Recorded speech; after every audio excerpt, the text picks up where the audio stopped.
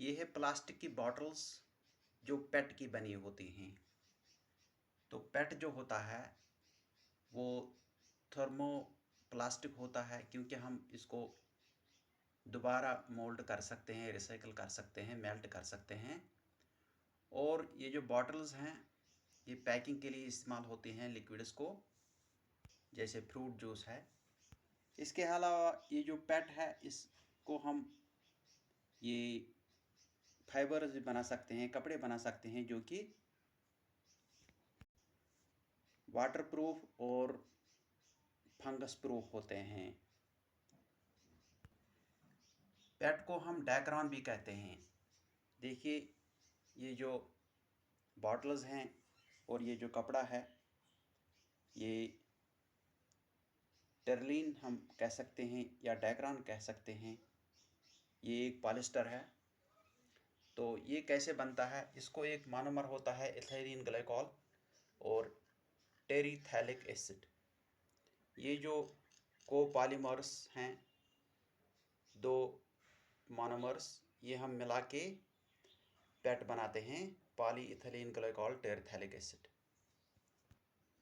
Ethylene glycol जो है ये ग्लिसरीन जैसा लिक्विड होता है। ये एक डाइहाइड्रिक अल्कोहल है जिसको हम ईथेन 1,2 डायोल कहते हैं, IUPAC नेम है। और ये एक डाइहाइड्रिक अल्कोहल है।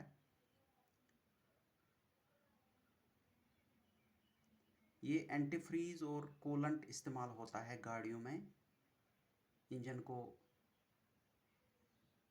कूल रखने के लिए, और एंटीफ्रीज होता है विंटर्स में। ये स्वीट पॉइजन है।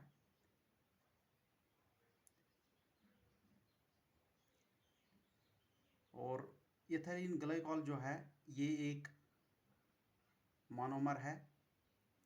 इसको हम मोनो इथिलीन ग्लाइकॉल भी कहते हैं। चलो हम इथिलीन ग्लाइकॉल को इस बीकर में डालेंगे।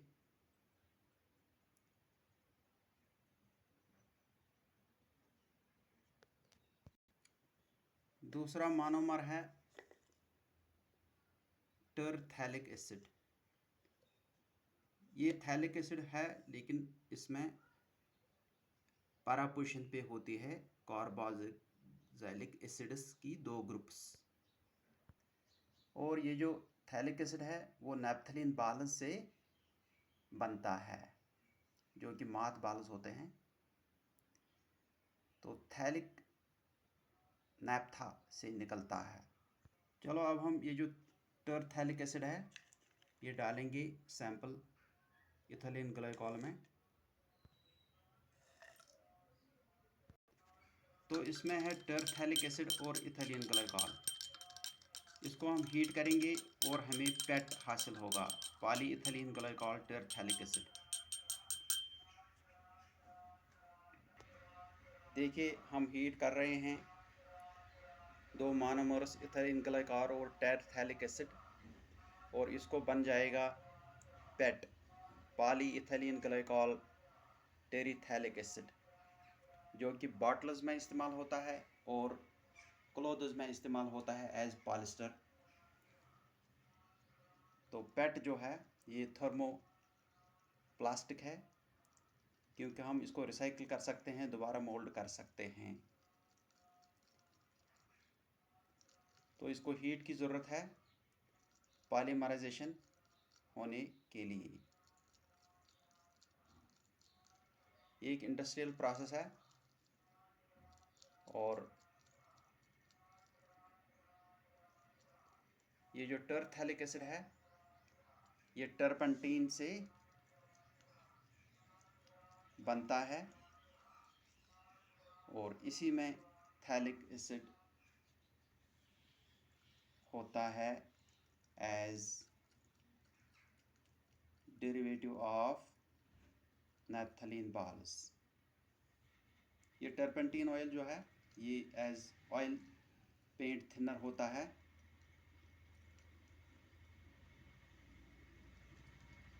जब हम इसको टाइम देंगे तो हमें पेट हासिल होगा और हम बॉटल्स और क्लॉथ बना सकते हैं। दूसरी एक पॉलीमराइजेशन है इथिलीन ग्लाइकॉल को जब हम थैलिक एसिड डालते हैं। यहाँ थैलिक एसिड ऑर्थो पोजीशन पे 2 कार्बोक्सिलिक एसिड दिखाता है। हम दिखाएंगे आपको ये जो थैलिक एसिड है, देखिए बेंजीन जैसा, और यहाँ इसको एक कार्बोक्सिलिक एसिड ग्रुप है और यहाँ भी ऑर्थो पोजीशन पे दूसरा कार्बोक्सिलिक एसिड ग्रुप है। इसको हम थैलिक एसिड कहते हैं। तो थैलिक एसिड जब हम मिलाते हैं इथिलीन ग्लाइकॉल को, हमें पॉलीइथिलीन थैलिक एसिड मिलता है, जिसको हम गिलिप्टाल भी कहते हैं, GLYPTAL। गिलिप्टाल जो है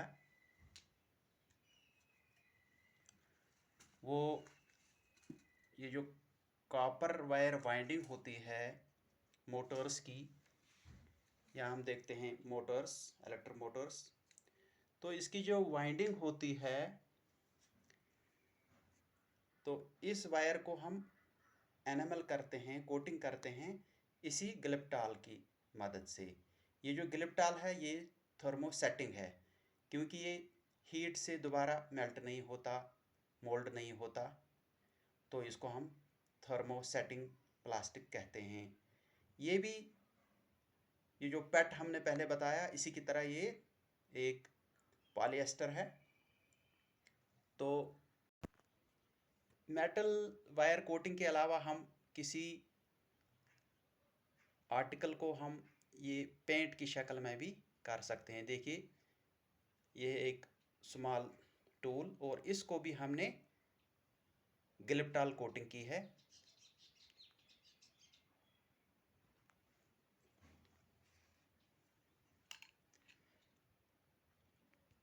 देखिए यह है गिलिप्टाल, ये कोटिंग हम कर सकते हैं किसी भी आर्टिकल को। ये एक रीजन है, तो इसके लिए हम 2 मोनोमर्स लेते हैं। देखिए कैसा रीजन है, और हम फिर पेंट कर सकते हैं किसी भी आर्टिकल को इसकी मदद से। तो इथिलीन ग्लाइकॉल जो है ये है इथिलीन ग्लाइकॉल, जो हमने पहले भी दिखाया, ईथेन 1,2-डायल। और दूसरा है थैलिक एसिड। तो जब ये दो हम मिलाएंगे, थैलिक एसिड और इथिलीन ग्लाइकॉल,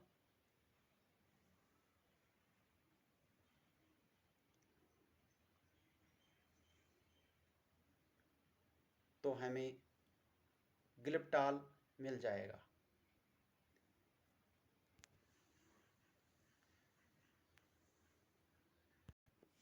चलो हम इथिलीन ग्लाइकॉल जो है इसको इस बीकर में डालेंगे और फिर थैलिक एसिड डालेंगे, PHTHALIC, थैलिक एसिड। तो इसको फिर हम हीट करेंगे और इससे क्या होगा, हमें गिलिप्टाल मिल जाएगा।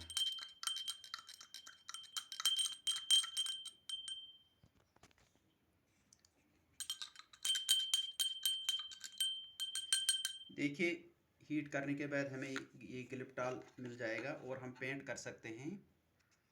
और ये जो कॉपर वायरिंग है इसको गिलिप्टाल की पेंटिंग हमने की है, जो कि थर्मोसेटिंग कोटिंग है। ये इंसुलेटर है इलेक्ट्रिसिटी के लिए, और ये टेम्परेचर पे डिग्रेड नहीं होता। ये थर्मोसेटिंग प्लास्टिक है जिसको हम गिलिप्टाल कहते हैं, PEP, polyethylene glycol phthalic acid.